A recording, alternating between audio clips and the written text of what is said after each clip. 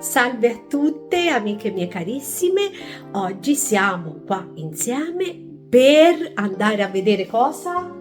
Eccoci, la mia boutique appena uscita, perlomeno qui a Pisa è uscita stamani, insieme a I Love Cuscito, che non vedo l'ora di andare a sfogliare da vicino insieme a voi, perché sto diventando nonna e quindi io tutti questi giornalini dove c'è il ricamo, il patchwork, insomma tutti quei lavoretti che mi serviranno poi per fare le cosine da neonato e li guardo.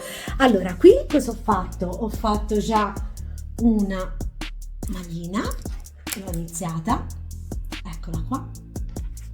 Ho scelto questi due colori tenui perché a quanto sembra sarà una bimba.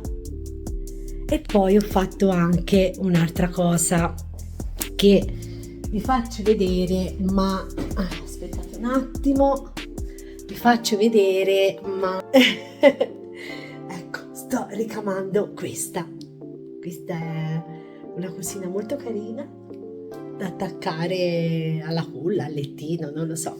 Ma ora torniamo a noi e andiamo a sfogliare insieme la mia boutique settembre 2025 tutta da vicino.